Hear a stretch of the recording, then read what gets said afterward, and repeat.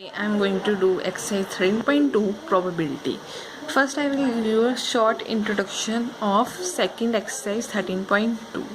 अगर उन्होंने दिया हो कि if A and B are independent events,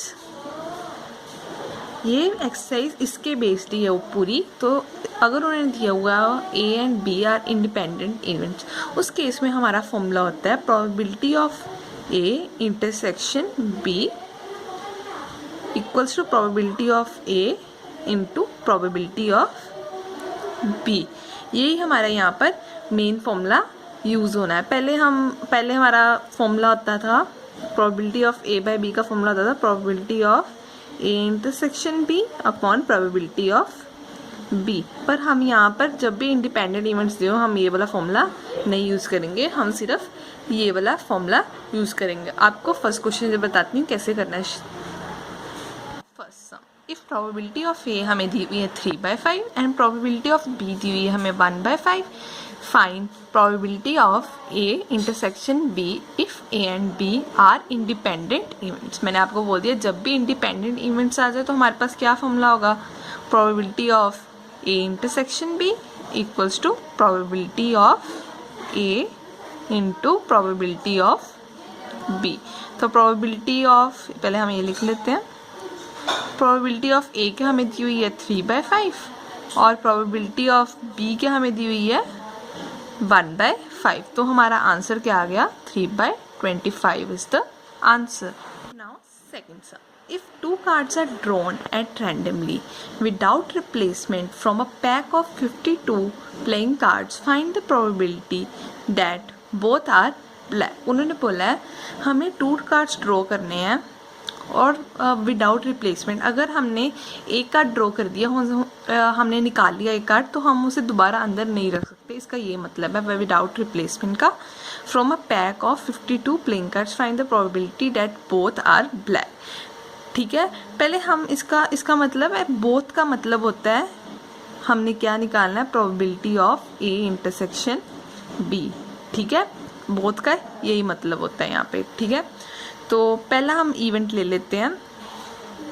first card is black. अब हम बी इवेंट ले लेते हैं। सेकंड कार्ड इज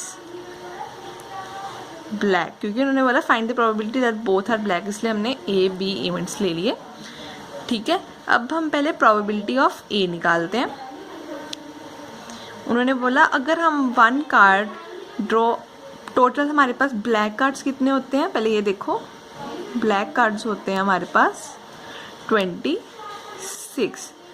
ठीक है, तो ब्लैक कार्ड्स होते हैं हमारे 26, प्रोबेबिलिटी है 26 और हमारे टोटल कार्ड्स कितने हैं 52। ठीक है, अब प्रोबेबिलिटी ऑफ बी निकालते। अब हमने एक कार्ड तो निकाल लिया ब्लैक, एक हमने निकाल लिया, तो हमारे पास कितने बच गए 25, और टोटल में भी हमने एक निकाल लिया था ब्लैक कार्ड, तो हमारे नीचे भी कितने रह गए 51। तो हमने ये निकालना अब probability of A intersection B. Probability of A intersection B का फॉर्मूला क्या होता है, probability of A into probability of B. A क्या हमारे पास 26/52।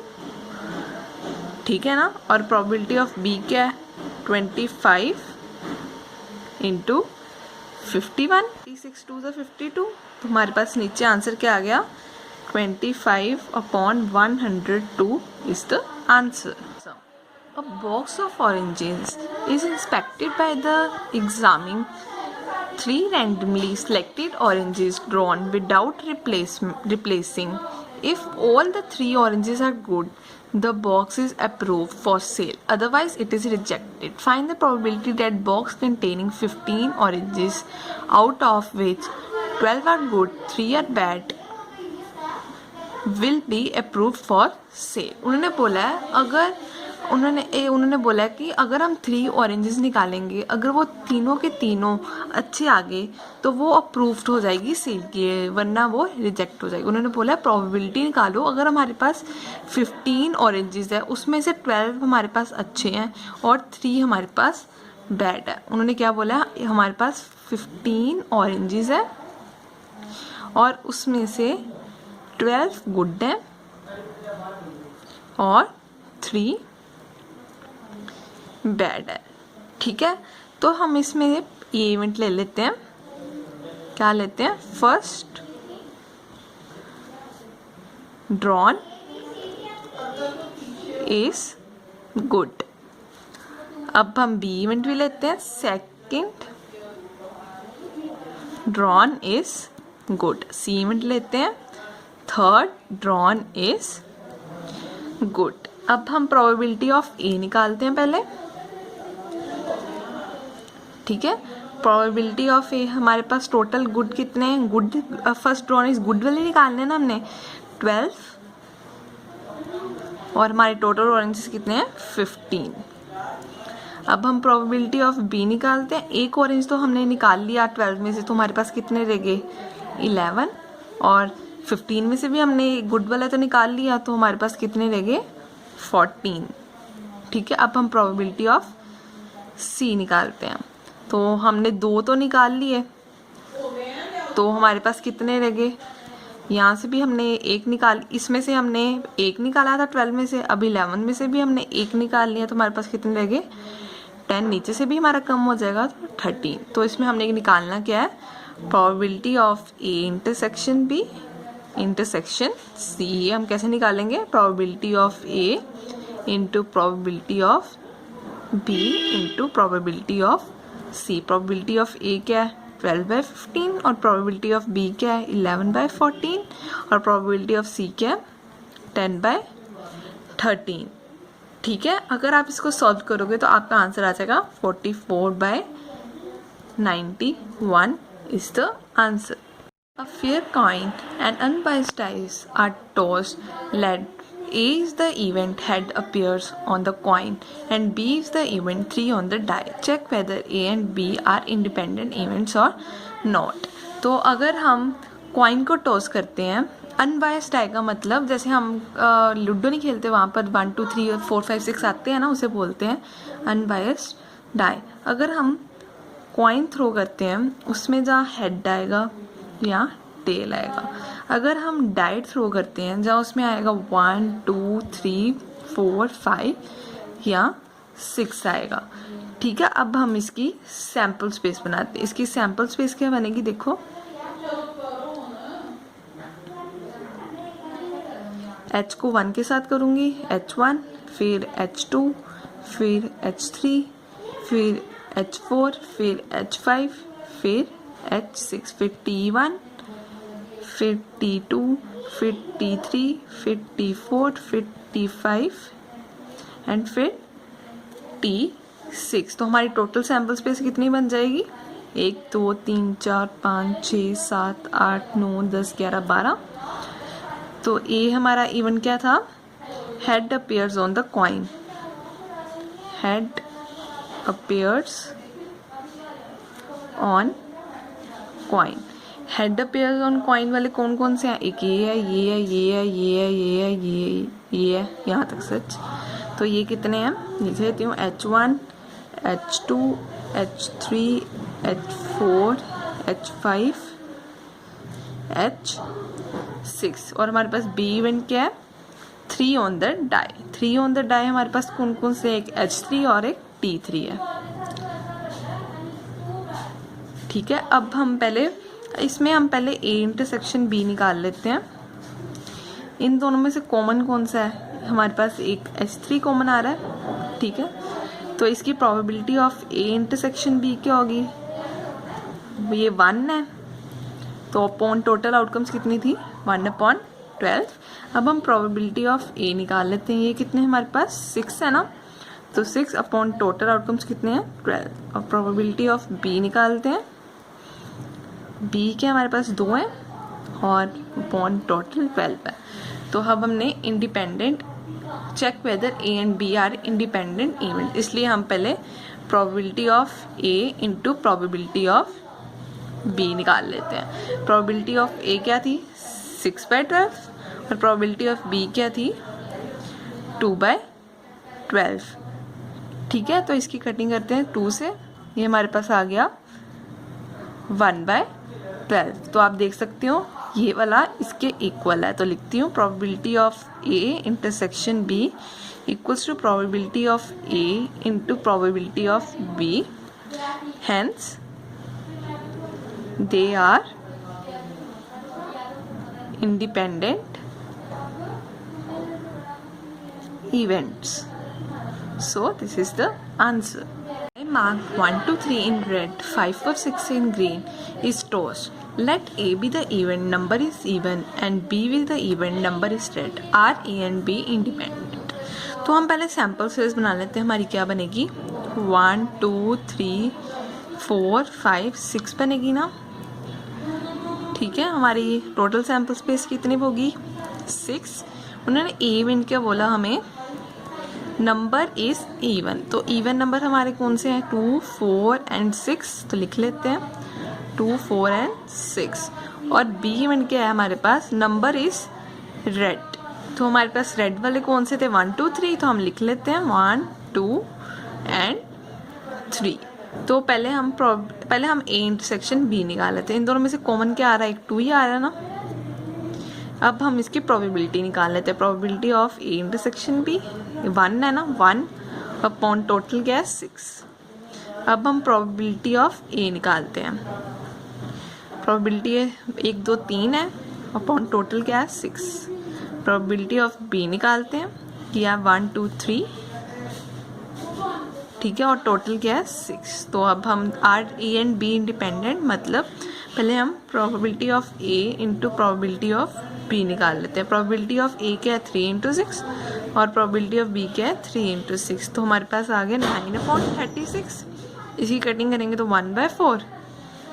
ठीक है, तो पहले अब probability of A intersection B क्या थी हमारी 1/6, तो ये दोनों एक दूसरे के इक्वल नहीं है, so these are not a independent events. मतलब लिख के बताती हूँ, probability of A intersection B is not equal to probability of A into probability of B, so they are not independent events.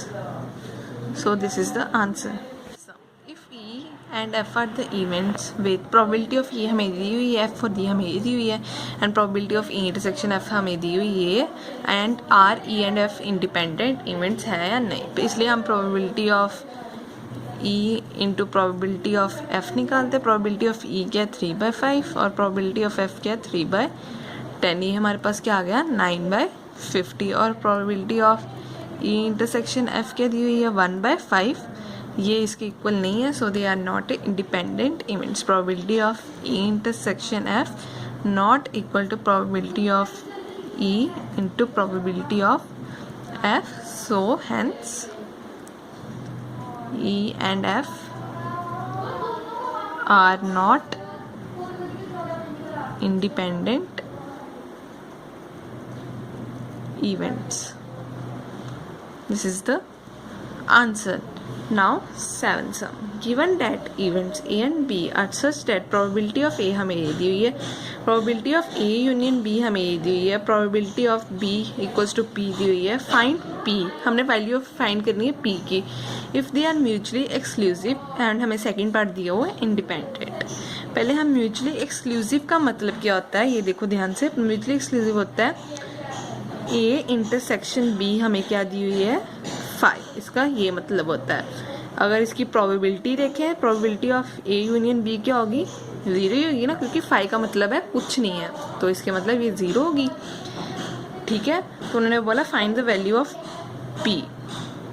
तो अब हम किसका फॉर्मूला लगाते हैं P A यूनियन B का। इसका फॉर्मूला क्या होता है probability of A plus probability of B minus probability of A intersection B। Probability of A union B हमें क्या दी हुई है 3/5 और प्रोबेबिलिटी ऑफ ए क्या दी हुई है हमें 1/2 और प्रोबेबिलिटी ऑफ बी क्या दी हुई है p -0। यहाँ से हम p की वैल्यू निकालते हैं 3/5 - 1/2 इक्वल्स टू p। यहाँ से p की वैल्यू क्या आ गई हमारी 1/10। उन्होंने अब सेकंड पार्ट क्या दिया हुआ है, दे आर इंडिपेंडेंट। तो इंडिपेंडेंट का हमारे पास फॉर्मूला क्या होता है, probability of A intersection B equals to probability of A into probability of B. ये हमारे पास इंडिपेंडेंट का फॉर्मूला होता है। प्रोबेबिलिटी ऑफ ए के हमें दी हुई है 1/2 और प्रोबेबिलिटी ऑफ बी के दी हुई है p। तो हमारे पास probability of A intersection B क्या आ गई, p/2 आ गई ना।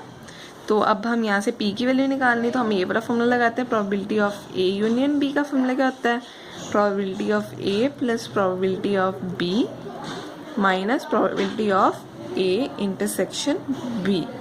तो probability of A union B हमने क्या निकाला था, हमें ऊपर हमने निकाला था, ऊपर दिया हुआ था मेरे ख्याल से, दिया हुआ है ना 3/5।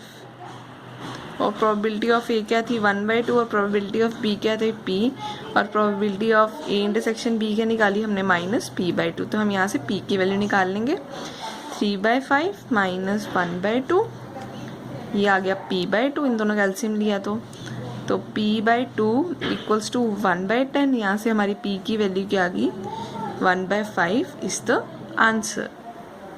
Let A and B be independent events with probability of A equals to 0.3 and probability of B 0.4. Find A intersection B, probability of A union B, probability of A by B is fourth क्या है probability of B by A।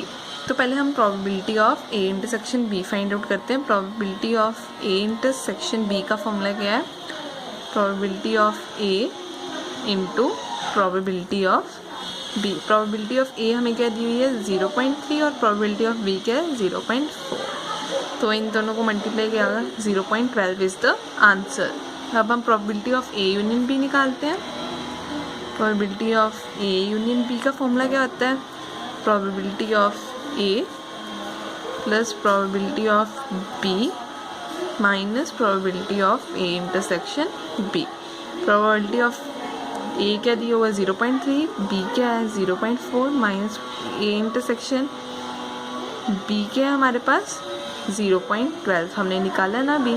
तो ये आ गई 0.7 minus 0.12, इन दोनों को minus करेंगे आएगा 0.58। तो आगे निकालते हैं probability of A by B. तो इसका फॉर्मूला क्या है, probability of A intersection B upon probability of B। A intersection B की हमने निकाली थी 0.12 और प्रोबेबिलिटी ऑफ B की हमें ऊपर दी हुई है 0.4। इनकी कटिंग करेंगे तो आएगा 0.3। आगे क्या निकालना है, probability of B by A। इसका फॉर्मूला क्या है, probability of B intersection A upon probability of A। तो B इंटरसेक्शन A हम A इंटरसेक्शन B भी लिख सकते हैं, तो उससे हम यहाँ पर 0.12 पुट कर सकते हैं। और प्रोबेबिलिटी ऑफ A के हमें दी हुई है ऊपर 0.3, तो इसकी कटिंग होगी 0.4 इज द आंसर।